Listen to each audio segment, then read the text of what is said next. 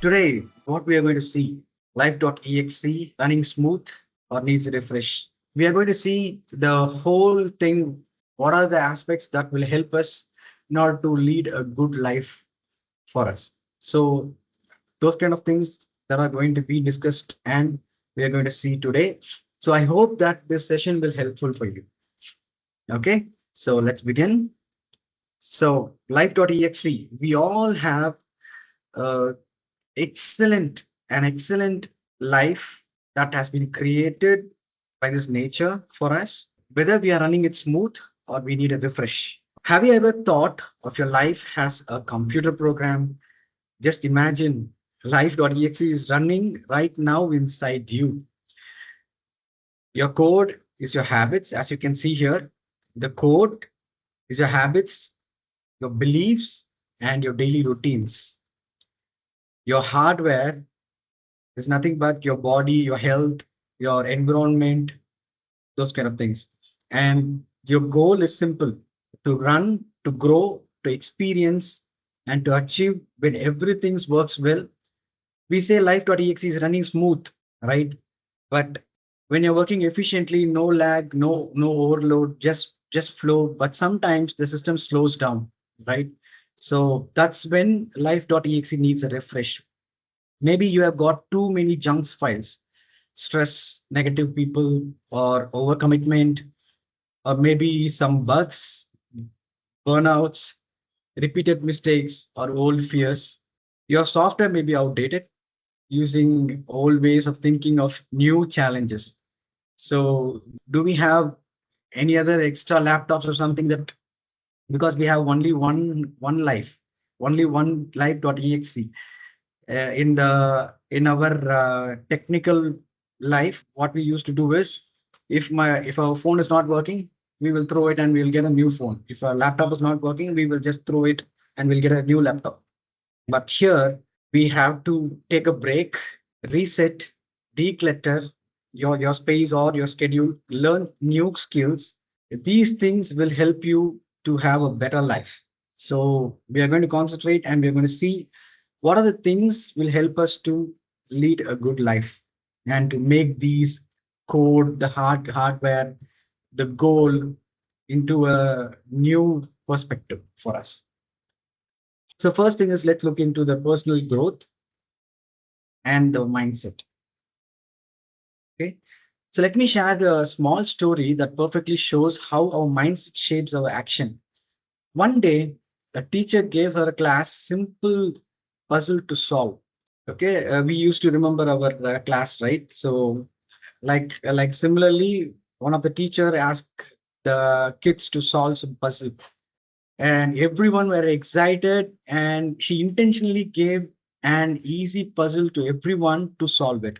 Okay, so everyone were excited, and all kids easily cracked it, and they were so happy. And then the teacher asked the kids, "Do you want another one?" All kids shouted together, said yes. Now, this time, the teacher intentionally gave them the toughest puzzle she had. Minutes passed, then more minutes passed. The class teacher went quiet. Heads were scratching, pencils were tapping, but no one could solve it. Finally, the teacher asked again, "So, do you want one more puzzle?" This time, the room was silent. No one said yes. No hands went up. Pin drop silence in the room. Okay. Except few curious one who raised their hands and asked, "Miss, can you show us how to solve it?" And this is the difference, right? This is the difference between the fixed mindset and growth mindset, because they believe they can learn. That's the power of growth mindset. It's not about being the smartest person in the room or in the office or at home or wherever you are. It's about being the one who keeps learning. Let's rewind to May 6th, 1954. Roger Bannister. No one had ever run a mile in under 4 minutes. Scientists in those days said it's impossible. A mile cannot be completed under 4 minutes, because the human body cannot take that pressure, that stress. We cannot handle it. But what Roger Bannister did is, he prepared his mind before he goes to that event. He literally prepared his mind for days and months, as well as he also prepared his body for in order to train and to achieve it. Okay, what happened is the young man, Roger Bannister, he kept imagining himself crossing the finish line at 3 minutes 59 seconds. And that day came, he did it. You know what happened next? Within months, several other broke the same record. It was once said the human cannot do it, but once a person completed it, he finished it, then the same record was broke within few months because he gave that energy and he gave that statement that with our memory, sorry, with our mind, we can able to do it. So he visualized things and he trained for it and he did it. So this is very important here, that how our mindset plays a vital role in our life. Same thing with Eddie Hall. This is the person, he's called as Eddie Hall, lifted 500 kgs of weight and he did a world record. Before he lifted this, the doctors told the same thing. Like the human can lift only 465 kgs. And if we do it, we will not able to, I mean, he will not able to survive. This is what they said. But he trained his mindset for years, visualized that the lift, he lifts the hundreds of times, and finally he did the impossible 500 kg. He later said, the battle was won long before I touched the bar. It was won in my mind. So as he rightly said, it's everything is in our mind. So whatever things we are restricting it today, it's not really that the situation is doing it. It's only because of us. A great writer, Napoleon Hill, once said, whatever your mind can conceive and believe, it can achieve. You are the master of your own destiny. You can shape your environment, your career, and your future. If you choose to believe you can, you can. So today, as you walk out of this session, I want you to ask yourself just one question. What's next small win I'm going to go after? Because once you start chasing small wins with a growth mindset, something magical happens. You build momentum, you gain confidence, and slowly but surely, because the best version of you will come out. We are now moving on to the next thing. Previously, we witnessed how our mindset, how mind shift needs to happen so that our life will be in a good position, that whatever things we imagine, we visualize, we can achieve. Okay, so the next thing is the important one is the communication, the soft skills, the art of conversation. Have you ever walked away from a conversation feeling completely invisible? Because we all been there. You were talking, but the other person seemed distracted, nodding, checking their phone, or just waiting for their turn to speak. That moment when you realized you weren't really heard is the moment connected breaks down. Yeah, because I have been in that situation a lot. How to speak clearly, listen deeply, and make other feel truly heard.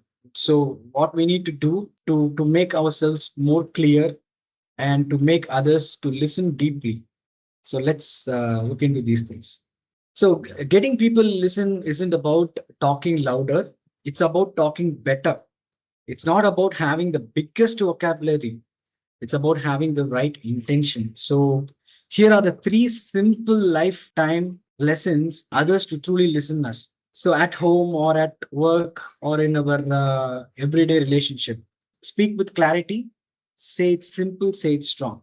So have you noticed how most misunderstanding starts not just because of people disagree, but because they don't understand what we actually meant? This usually happens to us, right? We try to convey something. Since we are unable to convey it correctly, misunderstanding happens between us, us in the sense maybe it's a colleague or in any relationship, right? So the first thing is we have to speak with clarity. That is most important. Sometimes at home, you tell your spouse or kids something simple and it turns into a debate. It's not about the sentence, it's about how we say it. Clarity isn't only about the words, it's about tone and timing. So, the tone, what we are using, that's what the second point says. Speak with warmth. Your tone builds the trust. Even at work, during meetings, when you speak simply and to be the point, people respect that. And then the third is this: speak with empathy. Listen before you hurt. This is very important because whenever you make comfortable, that you make sure that they are heard, then they will easily open up to you and they will connect with you. So that speak with empathy, listen what the other speaker is speaking to you. Okay. So here, think of Steve Jobs. When he launched the first iPhone, he didn't drown the audience with the tech specs like nowadays. What everyone says that, see, this is the phone. You can see here this having a great camera, great RAM, great speed, something like that. He did not say anything. He just started with one thing. Today, Apple is going to reinvent the phone. This is the line he spoke for the first time. So, with this thing, the one clear sentence changed the way the world communicated. The clarity earns attention. So, before you speak, whether to your manager, your friend, or your spouse, ask yourself, what's the one thing I really want them to understand? Okay, what's the one thing I really want to understand? This is very important. Then, what you have to do is you have to say that simply and calmly. We all want to understand by our spouse, our kids, and our colleagues, right? So, this is the secret. People listen to those who make them feel heard first, because when your message is clear, your presence is powerful. Now, we are going to check the next thing. Together, we win: the power of the team and culture.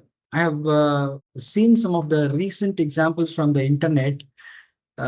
So, I got so pulled by those actions of the owners. So I would like to share those things with you. So that's why I just want to have this particular slide here. The first thing is the empathy at work. Have you ever heard about the Ritz Carlton? Ritz Carlton is a hotel. Okay, he's a owner. So every employee, from the cleaner to manager, has the freedom to spend up to $2,000 to fix a guest problem. No approval needed. This is a one heart touching story. A family accidentally left behind their son's favorite giraffe doll. Okay, because that usually happens. We go to an hotel and we forget something, but we cannot go back there, right?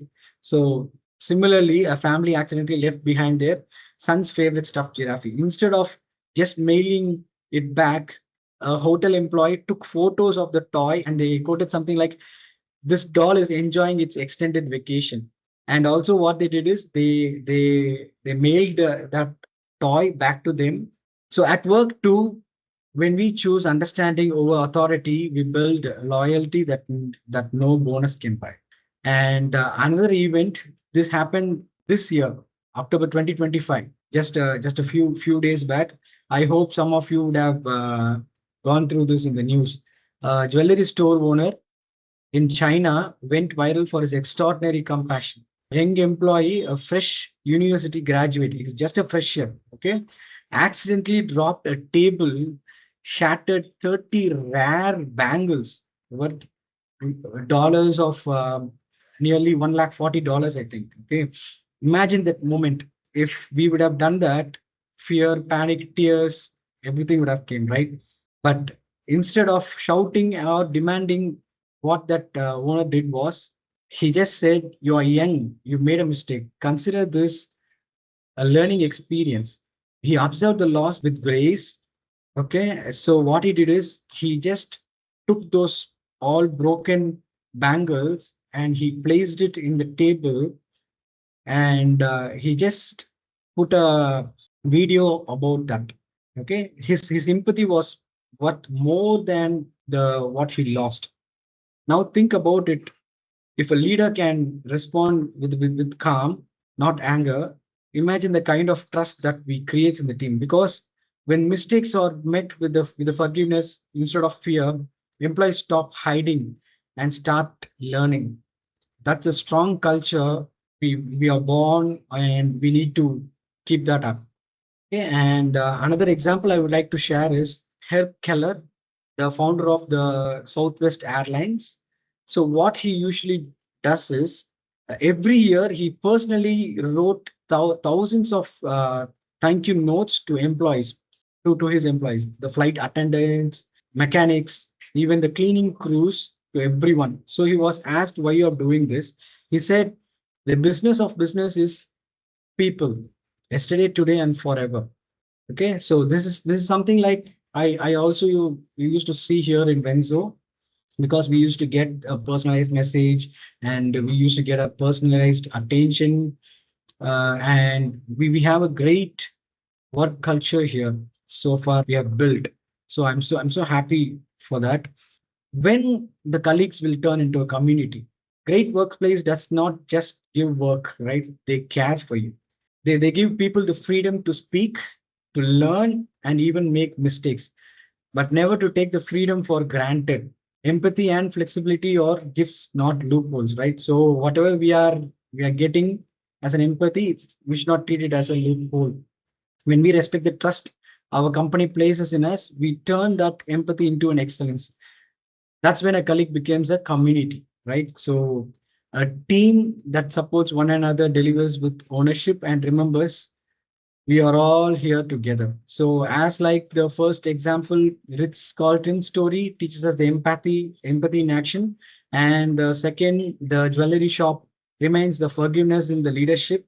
And the third one, the gratitude creates the greatness. So, all these three stories reminds us that the culture isn't built by systems, it's built by the people who care. So, the people who are here will one day turn into a leader, right? So, please keep in mind these things, that the culture is not built by the systems, it's built by the people who you care. So next time someone in your team makes a mistake or goes unseen, just pause, choose kindness over criticism, choose appreciation over assumption. Because in the end, the team that trust grows faster, the team that forgives stays longer. So at last, we have to win together. So this is what together we win. The next thing is the money matters. So also, I don't have any slides because I just want to convey the things to you, that the money really matters. This is the real life skill.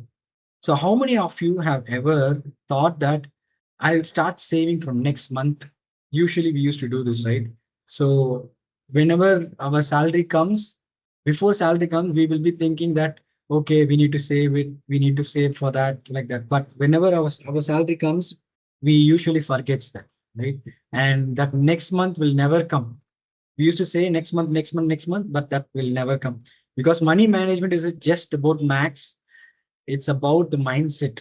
Okay. And if we have handled the money wisely, we buy freedom, not the pressure.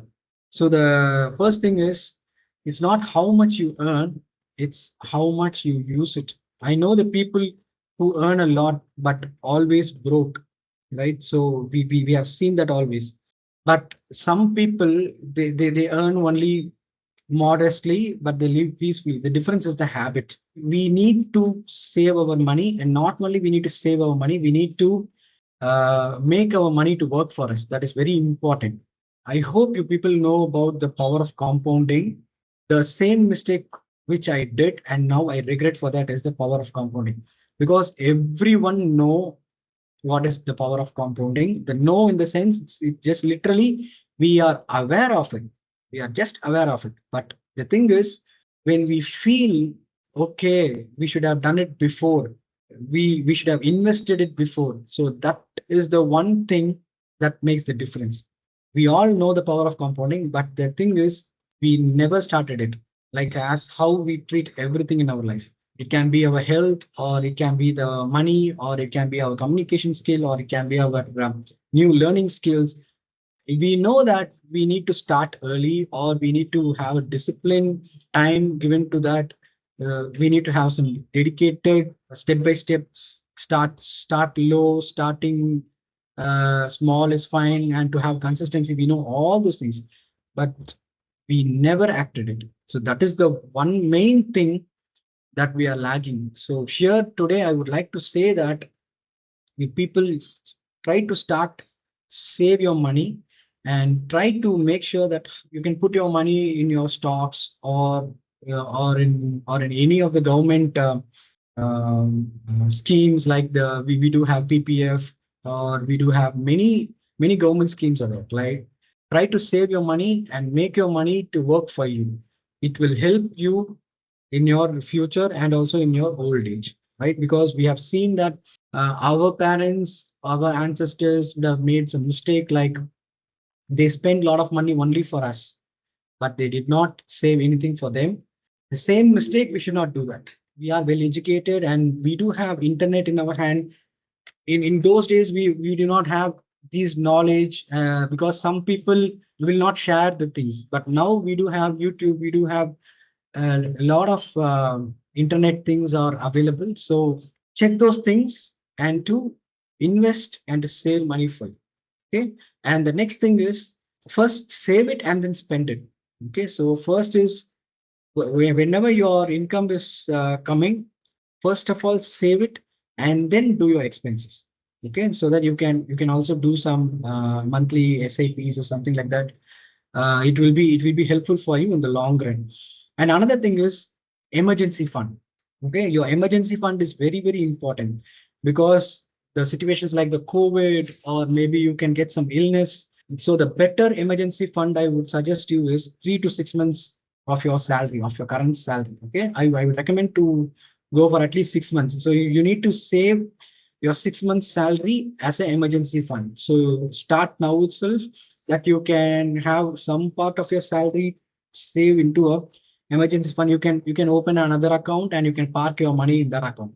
Okay, so have an emergency account for at least 3 to 6 months of expenses and get things covered for you, because anything if happens, it will help for you. And the next thing is I would like to suggest is take a term insurance.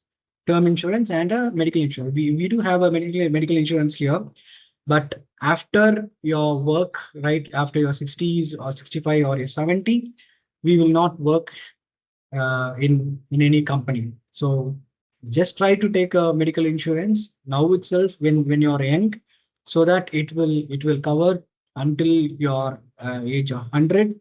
But if you're taking it in the later period of time, the cost will be higher. So kindly consider that the saving your money, power of compounding, emergency fund, and taking the term insurance and a medical insurance. Okay, so make money work for you. Okay, so do that regularly and let your money works as hard as you do. And the final thing is the real meaning of wealth. So you all know the Warren Buffett still lives in the same house he bought in 1958, right? He once said, if you buy things you don't need, you will soon sell things you need. Okay, I'll repeat that. If you buy things you don't need, you will soon sell things you need. So the Warren Buffett, he is a great millionaire, right? Even after he gets a lot of money, he still stays at the same home, and he's still peacefully living with the only thing is need. So there are some things happens that we need to be aware of what we need and what we want. To close this financial thing, like financial fitness is freedom, money management is a life skill. So it's not about being rich, it's about being ready. Save first.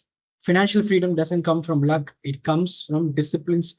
Please start today. Now we are at the end. Remember this, your life.exe runs best when your mindset keeps learning, your words build connection, your team stands together, and your money works for you. So these are the 4 things will really help your life. So I would like to repeat it again. The first thing is your mindset. The second thing is your words, which will help you to build connection in your life. The third is your team, your network, who will stand together for you. And the fourth is your money. Okay. So sometimes all it takes is a small refresh, a new thought, a new kind word, a forgiving heart, or a simple habit like saving first. Because when all these runs in sync, it doesn't just work, it flows, right? So this is a thing I thought to share. We do have a lot of technical sessions before, but we need a time to pause and think that this is also a great thing that matters, right? Because we work hard for our life, because we want to keep our family and friends, and especially ourselves, to be in a great position. These are the important things I think that we need to consider in our life in order to have our life.exe to run great. So that's it from my side for today. So thank you. Thank you all. Have a great day. Bye bye.